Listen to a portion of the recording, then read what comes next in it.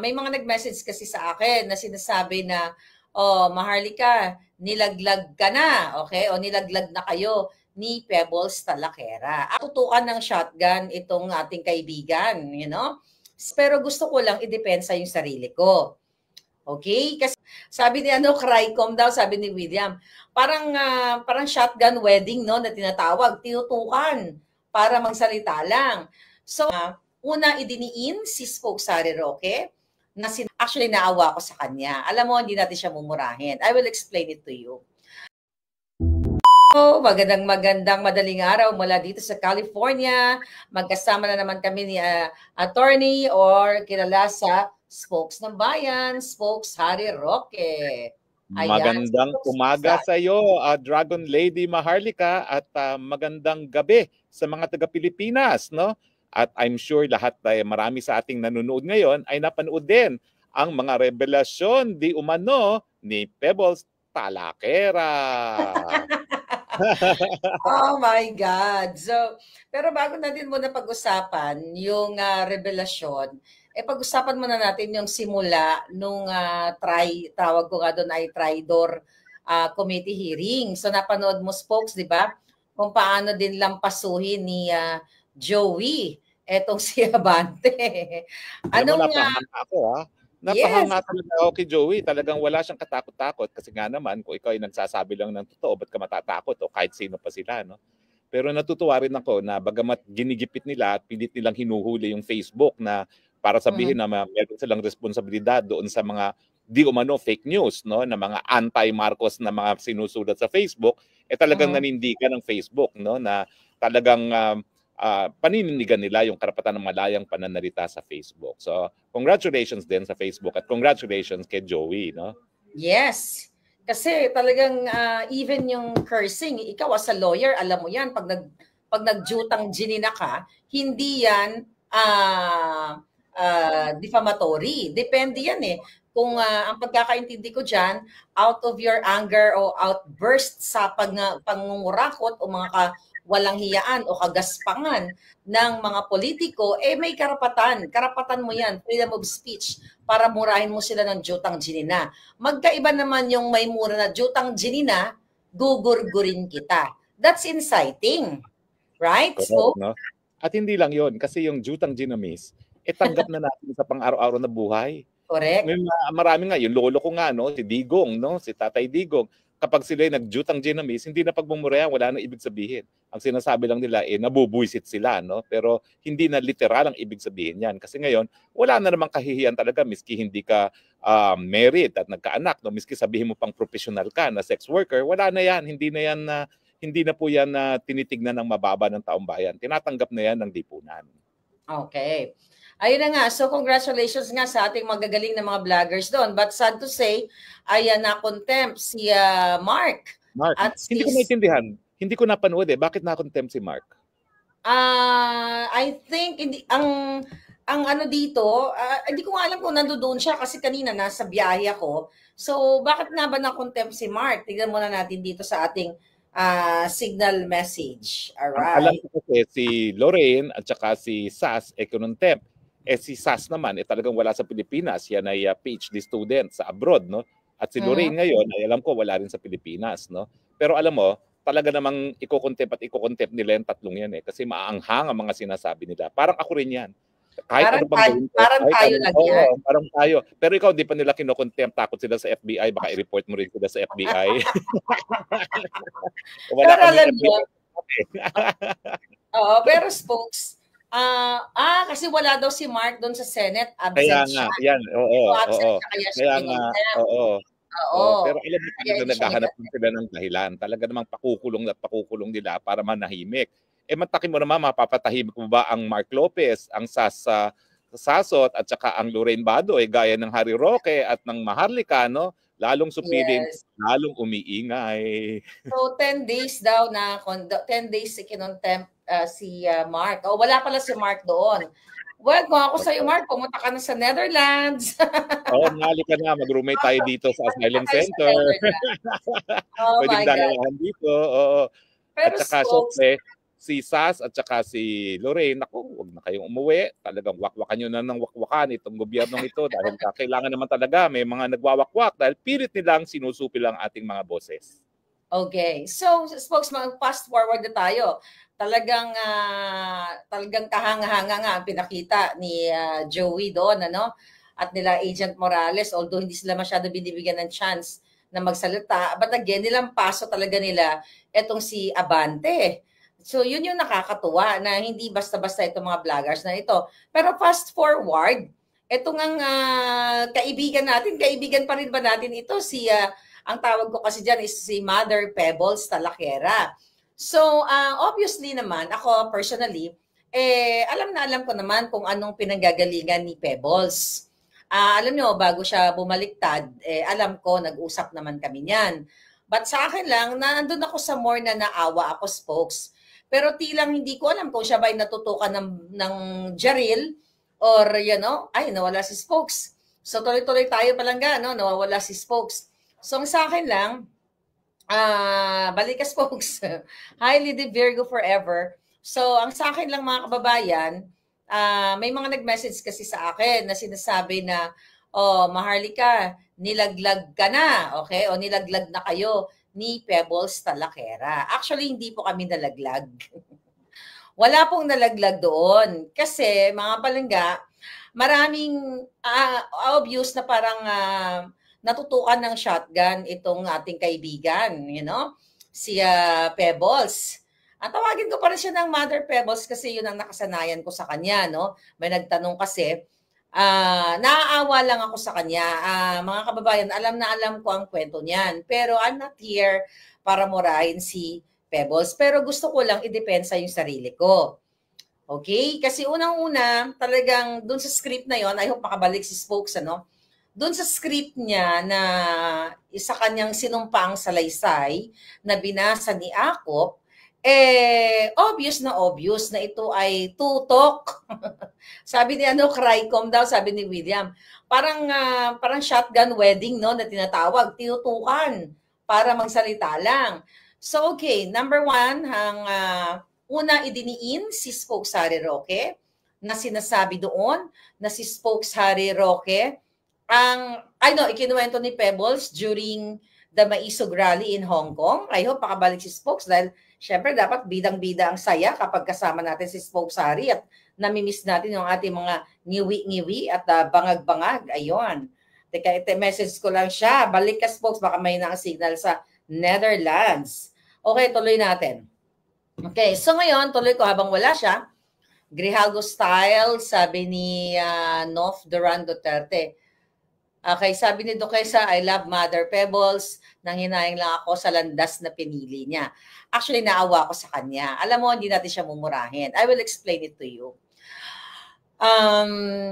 Mother, sinungaling kasi yung mga sinabi mo doon.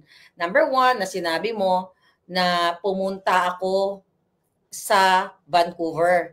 Kasama si Harry Roque doon kung saan unang pinasilip yung Polvoron video. Wala po ako sa Vancouver kahit i-check nyo. Yun na sa akin lang. Number two ay yung tinanong ka na kung sino ang nagbigay sa'yo ng pamasahe at pera, ay panggastos, sinabi mo, kakaibigan mo na hindi connected sa politics. Teka lang, sandali, si Spokes Harry. So ngayon, mga Spokes Harry, ayan na. Nako, miss na ng ating mga kababayan. Nagurgur tayo ng ating mga kalaban, no? Pero Spokes Harry, ikwento ko lang muna bago ka sumagot. Ako ikukwento ko kasi para hindi maputol.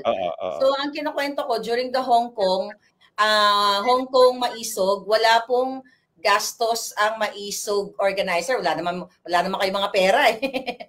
Anyway, so ako ay magandang loob kasi naaawa ako sa mga vloggers na walang means, walang pera. So hindi lang po actually si Mother Pebbles Talakera ang binigyan ko ng pera para may panggastos sa Hong Kong. Nagbigay pa ako ng pabaon, pocket money and everything. Hindi yun bayad sa kanila. But yun ay tulong ko dahil gusto ko sila makasama doon sa Hong Kong. So yun yung kwento. So doon sa Tricom, kanina tinatanong niyo si Pebbles kung sino nagbigay sa kanya ng pamasahe, ako yon at ang kaibigan namin. So yun yung kwento. So ngayon, spokesperson. Ako hindi mo ako binigyan ng pera, gastos ko sarili ko tuloy. Ay, mo, libre din kita ng talaba sa Netherlands. Oo, libre naman talaga yung talaba sa Netherlands. Anyways, folks, okay. So dun, folks, sa kanina sa hearing, mukha nga nabigyan ng script talaga ang ating kaibigan. Anong pakiramdam mo nung naririnig mo na mukhang dinidiin ka? Alam mo, unang beses ko na-meet si Talakera sa Hong Kong. Pero na-impress ako kasi ang ganda ng mga sinabi niya na lahat ay talagang anti-Marcos Jr., no? Okay. At yung kanyang pananalita, very entertaining, so patok na patok siya sa audience. Kaya naman nalungkot ako nung bigla na lang siya nag 360-degree turn, pero naisip ko nga siguro talagang matindi pangangailangan dahil lang sabi nga niya ang talagang inaasahan lang niya panghanap buhay online selling sa internet, no?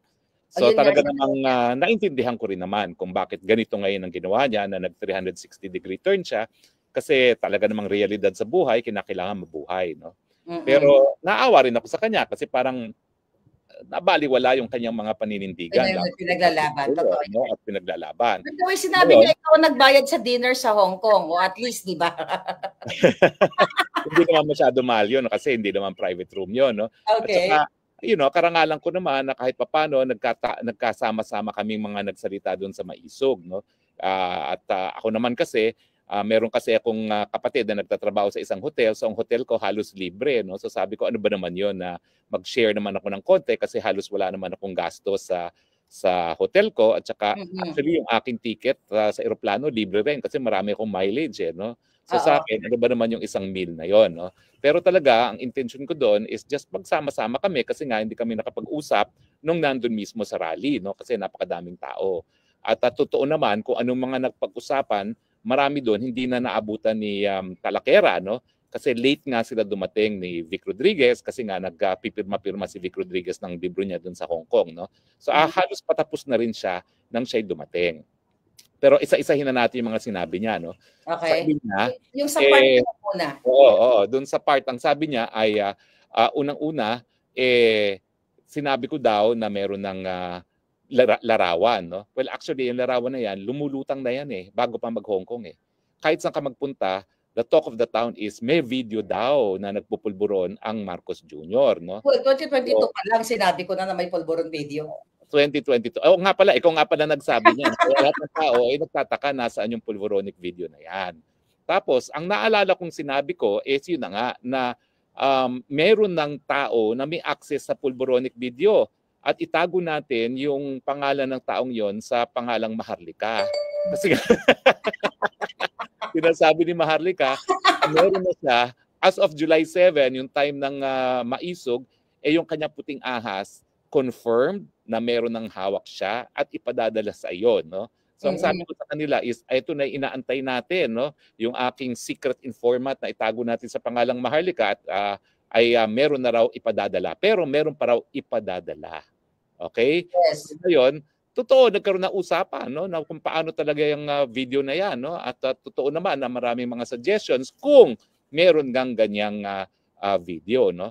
Pero I don't think anything came out of that kasi from July 7 to yung actual showing mo. Kailan ba yung actual showing sa July 22? Mula July 7 to July 22, wala naman akong narinig na balita tungkol dyan sa pulveronic na yan. No? Tapos, ang sabi ni Talakera, nag-premiere daw sa Vancouver at naroroon ka daw. Well, kami na po nagsasabi ni Maharlika, wala po si Maharlika sa Vancouver. At walang premiere doon. Wala pong premiere doon. Ang sabi ni Bojakera, nag-live daw. Bakit hindi pinakita sa live kung doon na video? Ni Talakera. Ni Talakera. Diba? Oo, sana pinakita ni Talakera yung sinasabi niyang live video kung saan nagkaroon ng premiere ang pulveronic video sa Vancouver. Pero makikita po natin yung pagsisinungaling ni Bojakera o di naman siguro. Talakera. Oo. Si Talakera ang sinungaling. Oo nga. Nakikita natin yung pagsisinungaling ni Talakera na sinabi niya na nandun ko daw sa Vancouver. Well, ako naman, either nagsisinungaling siya o wala talaga siyang alam. Kasi nga, sa Hong Kong, late na talaga siya dumating At alam mo, sa totoo lang, may mga concerned na doon sa Hong Kong na pag-usapan ng mga sensitibong bagay pag narariyan si Boljakera. Talakera hindi, Talakera pala. Talakera pala, sorry. Oh my God, okay. So actually, may mga kumakalabit na kung anong sensitibong pag-uusap kasi hindi naman po pwede mag-usap ng sensitibo doon, hindi pribadong room yun eh. Public yun eh, no? So, hindi ko maintindihan kung paano mag-uusap ng mga sensitibo doon at saka kami nagsasabi na nga, ingat tayo, no? Ingat tayo, no? So, I don't think anything sensitive was actually discussed doon sa public na restaurant na yon. Hindi po yan private room at hindi naman kami siguro luko-luko na magsasalita o mag-uusap tungkol sa pribadong bagay. Pero anyway, ang unang-unang paninungaling ni Talakera ay tayong dalawa daw ay nasa Vancouver at doon nag-premiere. Wala pong premiere sa Vancouver. Now, Boljakera naman, kailan tayo nagkaroon ng premiere? Well, nagkaroon tayo ng premiere noong July 24, dito na nga sa California, sa Long Beach. Kasama kayo ni Attorney Glenn Chong na kung saan nandoon tayo at talagang pinakita ko ng bonggang-bongga ng buo yung video. Tapos doon, nung sa sinabi nga ni Talakera, na kesyo ano daw tawag dito na itong video na ito ay AI at yung raw in-enhance natin. In-explain niya gano'n. At saka tila bagang pinapaniwalaan sa ni Akop na parang eksperto si Talakera pagdating sa pagsabi ko ang video ba ay authenticated or not. So alam niyo, tawang-tawa ako doon. Pangay na, ang bobo talaga ng mga Congress. Imagine mo, si Talakera ang tinanong. Obviously, talagang scripted. Ito script ni Lisa Tanas na paano ang credentials ni Pebbles Talakera na para paniwalaan nitong mga julol na TRICOM na ito na ang video ay in-enhance na in-AI daw. Para daw, una sabi niya raw, tapos in-enhance natin para mas maliwanag. Then in my AI intervention. Naku, mother, alam mo naman yan, pero naintindihan ka baka natutuka ka ng baril or whatever, so we totally understand you. Okay, so yung video na yan, nung dumating sa akin, medyo blurred, ano siya talaga, malabo. Kaya, di ba, sa cellphone, pwede mong anuhin, yung picture mo, pwede mong paliwanagin, yun lang yung ginawa ko.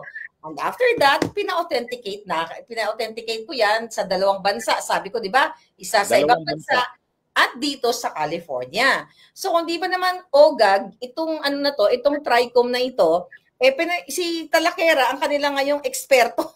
Oo nga, wala namang credentials si Talakera. I'm sorry, Talakera. Ako talaga, nung nauna kitang na-meet sa Hong Kong, aliw na aliw ako sa iyo at alam mo yan. No? At bilib na bilib ako sa iyo dahil akala ko tapang-tapang mo. Hindi ko makakalaing konting pitik lang sa iyo, baliktad ka na. No?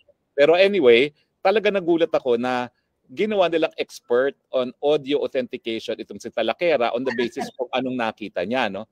Now, alam mo, ako naman, dahil ako naman ay isang abogado, bago ko rin shinare ang video na yan galing sa'yo, ay tinignan ko rin yung isang website na pwede kang pumunta ron, mag-upload ng mga video para malaman kung AI siya. At yan nga yung ginawa ko sa New York. No? Matapos ang California, nagtungo kami ng New York ni Attorney Glenn Chong at doon ko ginawa step by step. Pinakita ko sa lahat kung paano ko ipinasok yan sa program na yan at lumabas na hindi siya AI. Kasi sabi ko nga, at that point, wala tayong anything in writing. Although alam ko, nagpa-authenticate ka na. No? Pero yung unang authentication mo, bago pa mangyari ang LA, sinabi mo nga na ayaw mag-issue ng statement ng unang kumpanya, no? Kasi ayaw nilang ma-involve sa international politics, no? Medyo dayuhan yung kumpanyang 'yon, no? Pero sabi ko, para naman also to protect me, kasi alam mo naman, matagal na ako nagdidepensa ng mga kaso ng libel, dapat kinakailangan talaga wala talagang ebidensya na hindi ka nag-verify. Tinignan ko yung site na yon sa internet at ipinasok ko doon at pinakita ko pa publicly sa New York na ang resulta is it is not AI. At ang linabas natin, it is not AI. Bukod pa doon sa authenticated mo na meron kang written report ng isang eksperto dyan sa LA. Na ginamit mo sa iyong asylum. Alam mo, tuwan-tuwa ako.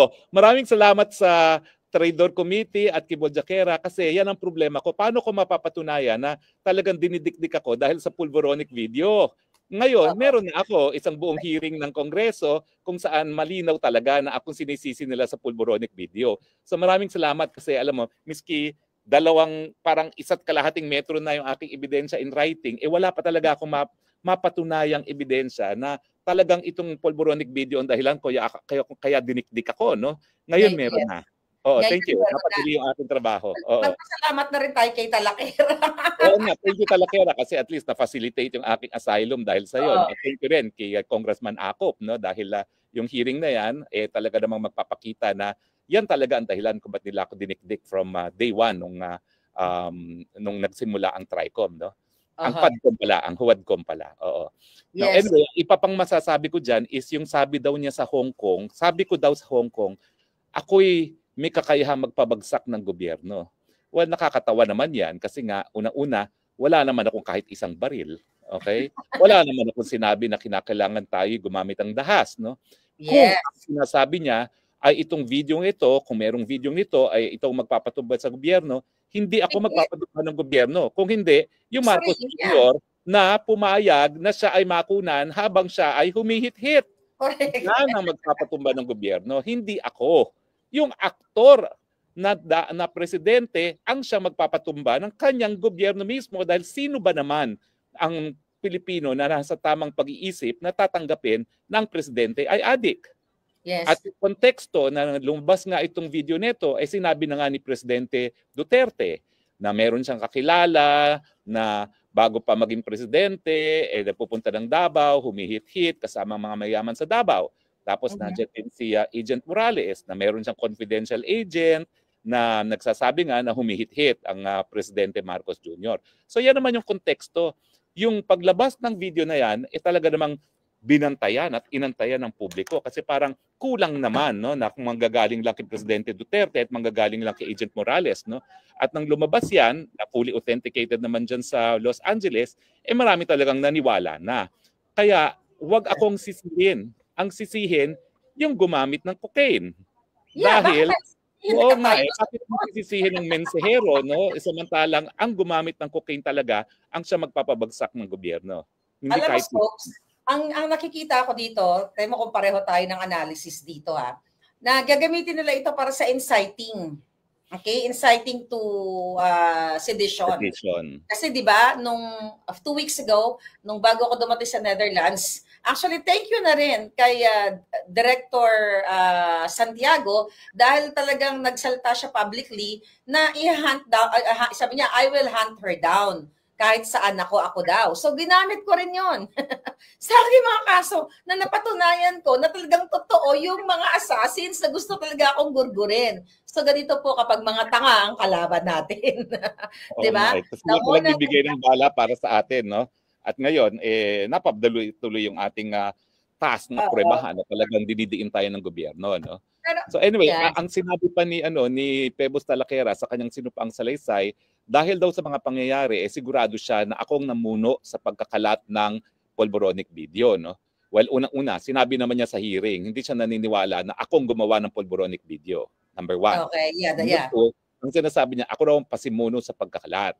Pero alam mo naman, kapatid, no, hindi mo naman tinatanggihan na talagang ang ating inaugural showing, ang ating maiden night ay sa Los Angeles, California, no? Now, bakit hindi mo sa amin sabihin sino ba talaga ang nagbigay sa iyo? Anong konteksto? Alam ko hindi mo ma-identify kung sino 'yan dahil siguradong papatayin 'yan, no? Pero anong relasyon ng taong 'yon? Bakit niya nakuha yung pulboronic video? Bakit niya ibinigay sa iyo? At binigay ba niya yan sa iyo para itago o talagang para i-share sa publiko? Dahil may karapatan ng tao na malaman ng katotohanan. So, ikaw mag-share kasi ikaw yung source eh. Oh. Yes, well, I think nasabi ko na ito ay malapit kay Bangag. Di ba? Kaya nga, Marcos Jr., isipin mo sino yan. Yes. Kapwa mo yan, humihit-hit siguro. Anyway, go ahead. Classmate. Classmate ito, classmate. Classmate. Oo, classmate sa pagsisimot. Yun na nga, alam nyo, mga palaga, talagang ang nga nila. Ngayon, binuhay na naman nila spokes itong Polvoron video at ngayon may bago na silang eksperto, si Pebbles. Pero sabi mo sa akin, kung malapit na malapit kay Marcos Jr. itong nagbigay sa'yo, bakit niya ibinigay sa'yo? Well, alam mo, ang tagal na kasi niyan. Kaya niya ibinigay dahil sukang-suka na siya dito sa nangyayari sa ginagawa ng pagnanakaw, kidnapping, smuggling ng gobyerno.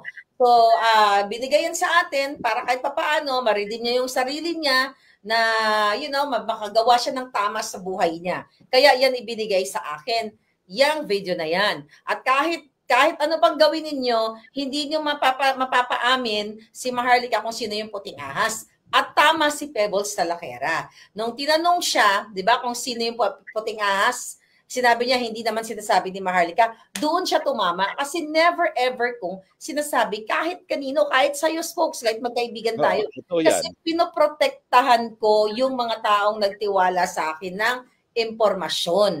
Even sa mga cases ko, diba yan, tinatanong yan, pero may mga protective order yan, diba? Pinoprotektahan yan. Ang, yung mga ganong klaseng, what you call it, mga puting ahas. So, protektado yan, mga kababayan. So, tama siya doon. Pero doon, ang nakikita ko kasi spokes talagang script yun eh. Obvious naman eh na talaga si Akop, binabasa kunyari. So, ang nakikita ko naman kay Mother Talakera, talagang wala siya magawa. Ako, personally, I can speak harshly laban kay Pebbles, o I can expose more or whatever, pero ayoko siyang mapatay. Ayoko siyang magurgur. Yun lang yun sa akin. Matagal ko na sinasabi yun. Alam mo, nung lumabas yan, naka-shadow ban ako sa Facebook. Halos walang nanonood ng Facebook ko dahil naka-shadow ban ako. Hindi ko alam kung Facebook yan o yung administrasyon ng gumawa niyan. Pero ang talagang nakita natin, di ba, sinusubaybayan natin kung sino mga nanonood, no? Yung mga milyon-milyong mga nanood, galing sa Facebook pages ng mga ordinaryong mamamayan. Hindi sa akin. Kasi, sabi ko na, di ba, naalala mo, useless yung aking Facebook dahil mga panahon na yon, shadow ban ako, konti-konti na mga nanonood sa akin. Swerte na ako kung may 3,000 na audience ako, no? Dahil nga, ng shadow ban, no? So, naalala mo yung isang PhilAm na kasama natin dun sa hotel room ko, no? Na in less than 24 hours, halos 2 million views na, no? Naalala mo kung sino yun, no? Si Chris Lam. Oo, tapos meron pang isa, may isa pang PhilAm, no? Na together, 2 million in-add up natin, mas malaki pa yung viewership nila kaysa doon sa viewership ng 20 Sona. 20 million, 25 million, 30 million. So, patunay na talagang pati tayo, dahil nga sinadovan tayo, hindi masyado nakapagkalat niyan, no? Ang nagkalat talaga dyan, mga ordinaryo mga mamamayan.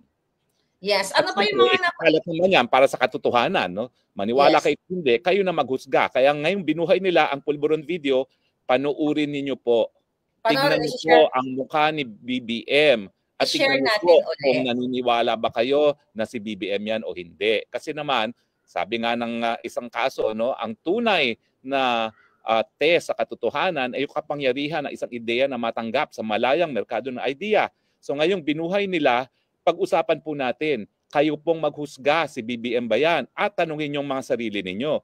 Kung hindi si BBM yan, bakit hanggang ngayon ayaw niyang mag-hair follicle test? Oh, yan. So, bakit hindi sila nag-hair follicle test hanggang ngayon kung walang katotohanan yan? Ate Amos po, 1 hour ago, ABS-CBN. Usually, hindi pinipick up ng ABS-CBN ang ating kaibigan na si Pebbles. Hindi yan nagpipick up ng vlogger. Ako nga, hindi ako pinipick up ng mga yan. Pero ngayon, obviously, ang sabi dito, vlogger Pebbles Cunanan claimed in a sworn affidavit submitted to the House Tri-Committee that Attorney Harry Roque is behind the Pulburon video, purportedly showing President Ferdinand Marcos Jr. doing drugs. Mali yan, ha? Bakit? Anong nakasaad dun sa affidavit, ha? Fake news yan. Kasi basahin nyo kung anong nakasaad dun sa affidavit ni... sabi dito, basahin natin dito kung yung kanyang affidavit. Ako si Vicente Pebbles Cunanan, nasa hustong gulang. Ayan. Hindi, basahin mo yung number 9. Number 9. Nabasa mo na ba? Sinabi ni Pebbles na ako ang nasa likod. Ang sabi niya, I quote, kung kaya naman, base sa aking mga nabanggit, ako ay naniniwalang si Atty. Roque ang orihinal na pinagmula ng Pulburon video. Ibig sabihin, ang dapat rin report nila, yun ay paniniwala lamang ni Pebbles. Wala siyang personal na kaalaman na akong nasa likod niyan. That's true. So fake news yung report ng ABS-CBN. Fake news. At Fake dito news kasi i-quote na lang nila yung affidavit, ang tamad-tamad pa nilang mag-quote na it is the belief of Talakera na akong behind it, which is different from sigurado ako na si Roque ang nasa likod niya. Opinion niya to. Alam nyo ba mga kababayan kung bakit ganito ang script ni Pebbles Talakera? Takot siya maresbakan ni Attorney Harry Roque ng defamation case. Well, actually, hindi ako nagdidemanda ng criminal libel dahil yan ay labag sa aking advocacy yan na dapat walang kulong ang libel dahil sa malayang pananalita. No? Pero ginawa niya, posibleng pagsisinungaling sa Kongreso na hindi ordinary perjury. Yan yung false testimony in a congressional hearing na mas mabigat ang pinapataw na parusa. Pero in fairness, hindi rin naman siya nagsabi ng sigurado ko na si Roque ang nasa likod niyan kasi ang sabi niya, paniniwala ko lang na si Roque ang nasa likod niyan. Opinion lang niya. No? So parang wala rin siyang kaso pagdating doon. No? Wala rin. Wala, nakakainis. Yung mga media ngayon sinasabi, sabi ni si Talakera, I'm behind it, na parang may personal na knowledge si Talakera. Sabihin nyo naman media na according to Talakera, she believes or in her opinion that Roque is behind the Polvoronic video. Na matagal ko nang sinasabi dahilan kung bakit ako dididikdik na administrasyon nito. So thank you very much. Dahil ngayon gagamitin ko to dito sa Amsterdam. Alam mo sinasabi nila rito kasi nga ang dami rito mga asylum seekers na wala raw akong pag-asang ma-admit dahil nagkaroon na ng right-wing government. Eh dahil dito sa hearing na ito parang 100% mabibigyan na ako ng asylum. Di ba? That's true. So, nagpakita pa ng mga pictures. So, talagang alam ko dinikdik lang siya. Alam niyo mga kababayan, paano ba spokes ang isang tao para paniwalaan ng huwes, ng husgado o ng taong bayan? Number one, may credibility ka dapat. Dapat kapani-paniwala siya. So number one, nakakaawa talaga si Mother. Kaluoy man, Diyos ko po. Yung kasinungalingan na ako ay nasa Vancouver. Number two, yung kasinungalingan, syempre doon sa gumastos sa kanya sa Hong Kong. So try ko, bakit hindi ako imbitahan Pangatlo, yung mga statements niya na base lang sa kanyang mga opinion na wala naman siyang ebidensya. Kasi pag ikay nagsalita tungkol sa iyong opinion na wala ka namang ebidensya, ang tawag dyan, hearsay. So walang pang-apat, ginawa nga siyang eksperto. Siya ay forensic expert sa pamamagitan. At pang-lima, kaduda-duda talaga pagkatao niya dahil sa pagiging napakatinding kritiko ni Marcos, ngayon halikpwet siya kay Marcos, di ba? Bakit? Magkano yan? Anong dahilan? Bakit? Sabihin mo, bakit? Alam mo, pag-usapan natin yung pagbabaliktad ni Talakera, ha? Okay. Kasi may mga nabasa akong mga may nabasa akong mga posting niya na kaya siya nagbaliktad, parang hindi niya maintindihan kung bakit matapos maisa publiko ang Polvoronic video, wala pang nangyayari. Naalala mo yung mga posts niya? Siya yung isa sa pinaka-atat. At naalala ko noon, bagamat hindi ako sumasagot sa kanya, no, iniisip ko, lahat ng bagay may takdang panahon. Hindi pa takdang panahon eh. Di ba? EDSA 1 at EDSA 2 naman nangyari dahil nagkaroon ng takdang panahon na pareho rin naman ang sinasabi ni Tatay Digong. No? Ang lahat ng bagay may takdang panahon at yan din ang sinabi niya nung siya'y nakulong na nga. No? Ang lahat ng bagay may panahon sa lahat. So parang atat na atat siya na bakit hindi pa nawawala si Marcos sa mga panahon na yon. Pero talagang tandaan natin na siya yung una talagang nag-organize doon sa EDSA Friday Group. Kaya nga malungkot no. Tinalo na lang nila Maui yung EDSA Friday Group. Yung mga panahon na yon, matinding paghanga ko sa kanya kasi biski sila sa EDSA ay naroroon siya. So nagpapakita talaga na naroroon siya dahil meron siyang prinsipyo. Pero ano nga nangyari? Pero ako talaga, po, kasi alam ko yon bago siya bumaliktad. Nag-usap kami, but hindi ko na i-discuss dito. Pero naaawa talaga ako. Eto, mga kababayan, magsabi ni VJ Josh, mag-hair follicle na kasi si Bangag. Totoo. Ako, hindi lang siya isa. Dalawa, tatlo, may kasama siya, okay, na bumaliktad talaga. Naintindihan ko sila kasi kailangan nilang mabuhay. Naintindihan ko sila kasi ayaw ko sila mapatay. Okay? Dahil alam naman natin yung ginagawa ngayon sa mga vloggers katulad ngayon, kung hindi bumaliktad si Talakera, kasama siya dyan sa na-contempt. Correct. Correct. Unang-una, kasi maanghang talaga mga sinasabi niya. Yes. Bangag-bangag, ngiwi-ngiwi. Tapos after all, magtataka ka talaga. Ngayon, I am forced to say something about it. May narinig ba kayo na nagsalita ako about Pebbles nung siya ay bumaliktad? Tumahimik ako kasi meron ako isang salita sa kaibigan. May palabra de honor ako. Pero dahil ako'y napangalanan sa TRICOM, kailangan ko naman ipagtanggol yung sarili ko. So yun mga kababayan. Yun yung spokes. Hindi ko rin naman naikwento sa'yo dahil hindi naman ako daldalera na ipagkanulo ko ang aking kaibigan. So nag-usap kami na mother na kakasuhan siya ng gobyerno ni Bangag. You know? Kaya siya ay kinausap na bumaliktad na lang. Yan ang totoo. Okay? Alam nila yan. Alam nyo yan, Madam Ellie. Huwag na tayo maglokohan. Okay? So, pero meron ding meron ding aspeto sa mga posting niya na parang nainis siya na parang walang nangyayari. Parang sense of frustration ba at helplessness na lahat naman tayo nakakaramdam. Pero siguro, iba-iba lang talaga yung degree ng ating paninindigan dahil tayo naniniwala pa rin na ang kabutihan ay mananaig sa kasamaan, no? Eventually, no? That history will protect, will show kung sino talaga nasa tamang parte ng kasaysayan, no?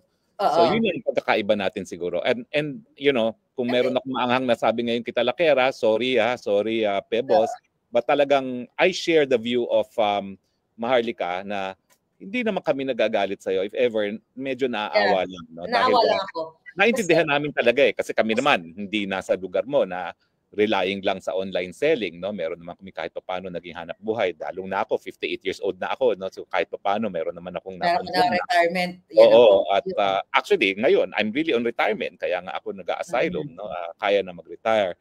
So naintindihan din namin 'yan, kaya lang sana kung ikaw ay okay na diyan at lahat ng gusto mo ay nabibigay naman, sana wag ka na lang manira ng iba, no? Wag na lang magsinungaling kasi at saka focus on issues. Kung mali ang ginagawa namin. Mother, ganun na lang. Kasi syempre, pag kinakti mo naman, Mother, yung mga taong nananahimik at gagawa ng istorya, tandaan nyo din na may mga bala ang lahat. Alam mo yun? So ako naman, actually, ayoko talaga makialam sa mga away, sa totoo lang, ng mga vloggers eh. Kahit nga ako inaaway, dead na kasi focus ako sa mga bangag. Focus ako kay Lisa Tanas. But since napangalanan tayo, spokes, tayo na naman ang bida. Isang ngiwi-ngiwi ka dyan. Bangag-bangag. Mabuti na lang binuhay ang usaping pulburon. So, taong bayan, tignan nyo po yung video muli at maghusga kayo muli. Sa mga pangyayari ngayon na pinadala sa Netherlands ang ating Pangulo, inimpeach ang Inday Sara, tanungin nyo, kapanipaniwala ba o hindi ang pulboronic video na yan? Kayo pong maghuhusga dyan. Hindi NBI, hindi hukuman, at maraming salamat na nagkaroon tayo ng for the first time public discussion on the pulveron video sa Kongreso pa. Kasi alam mo ba, nabalita ko na naman na tinanggal na ako as columnist ng Star, no? Pero kauna-unahang sinensor ako ng Star, yung column ko tungkol dito sa pulboronic video. Sinensor nila ako kauna-unahang pagkakataon. Yung mga panahon na yon, July, iniisip ko na nga mag-BTO voluntarily sa Star kasi hindi ko naman ma-attempt na magsusulat ako sa isang dyaryo na nagse-sensor. Pero inisip ko, well, dahil malaki naman ang reach ng Star at mas malaki nang nagbabasa sa kanya kaysa sa Inquirer, patuloy pa rin ako, no? Pero I guess yung huli kong artikulo hindi na nila nagustuhan, no? Yung God knows who does not pay, the betrayal of Rodrigo Roa Duterte, no? Tapos yung artikulong hindi na nila pinablish, yung Let's Paint the World Green, na umabot ng 15 million ang nagbabasa sa internet. Hindi ko talaga akalain na yung mga op-ed na ganyan, ibabasahin din sa Facebook. Di ba? Kinalagyan ng fact checkers. Oo nga eh. Now, alam mo, nagtataka ako, no? Kasi yung isang fact checker, ginamit niya yung exact same program na ginamit ko. So bakit iba ang resulta niya? Iba yung resulta ko, no? So, pero pinakita ko yan in a live audience, no, na naka-broadcast talaga na yun ang finding nung internet site na yon, no? At tinatanong ko uli, actually nagbigay sa akin ng site niyan si Baby Girl Sasasot na pasok para malaman Baby Girl, mag-join ka na dito. Oo nga mag-join ka nga dito. Agent Morales, kayo dito. Oo, dahil malaking issue to, no? Mag-join kayo. They did us a favor. Yung mga gusto talagang ang tao husgahan na si Marcos Jr. at karapatan natin na husgahan siya kung siya dapat magpatuloy pa sa kanyang pamumuno. Maraming salamat dahil ayan na naman ang pulboronic video na nabaon na sana sa limot. Oo, ang pagbabalik ng pulboronic video at tignan natin. Yes. At iba kasi yung init eh. Iba yung init, yung galit ng taong bayan bago inaresto at pinadala sa Hague si Tatay Digong. Pangulong Duterte. Kumpara dun sa unang lumabas ang pulboronic video. Tignan natin kung pag pinaghalong galit sa pagpapakulong kay Tatay Digong ang pulboronic video, tignan natin kung sapat na yan para maulit ng kasaysayan. Hindi po yan illegal. Yan po ay kabahagi ng kasaysayan, nakasaad sa ating saligang batas, kapangyarihan natin bilang soberenyang mamamayan, husgahan kung tama pa bang magpatuloy sa pamumuno ang Marcos Jr. At oo po, ako po, ang sinasabi ko, hindi na siya karapat-dapat mamuno. Oh, yes. Dahil sa tingin ko, ang unang-unang problema, wala siya sa tamang pag-iisip. Siya ay addictus. Kung pag-i-empleo ng ordinaryong trabaho, kinakailangan ng drug test, pagiging presidente pa kaya? Hindi ko po sinasabi na siguradong-sigurado ko na drug addict siya. Pero yung konteksto na hindi siya nagpapa-hair follicle test at hindi niya sinasagot itong paratang nito, ang siya namang nagbibigay sa akin ng sarili kong opinion. Hindi po yan fact. It's an opinion na hindi siya karapat-dapat mamuno. Now, sapat ba ito para patumbahin ng gobyerno? Hindi po. Kasi magpapatumba ng gobyerno kapag nagsama-sama yung individual na opinion na hindi na karapat-dapat mamuno ang mga. Yan po ang magpapabagsak. Hindi po ang Harry Roque. Don't give me too much credit. Ang galing ko naman. Superman naman ako na kaya ko magpabagsak ng gobyerno. Yes. Taong bayan po, kapag sama-sama nang naghusga, wala na kayong magagawa. At sana naman po, dahil nabuhay ang pulboronic video, together with sa pagpapakulong kay Tatay Digong, ayun, magkaroon na ng desisyon ng taong bayan. At ako po, hinihimo ko kayo, husgahan nyo na siya kung siya ay kadapat-dapat pang magpatuloy. Ang opinion ko po, hindi na dapat. Dahil gaya ng sinabi nga ni BP Sara, pag siya nagpatuloy, baka wala na tayong 2028 na aasahan. Yes.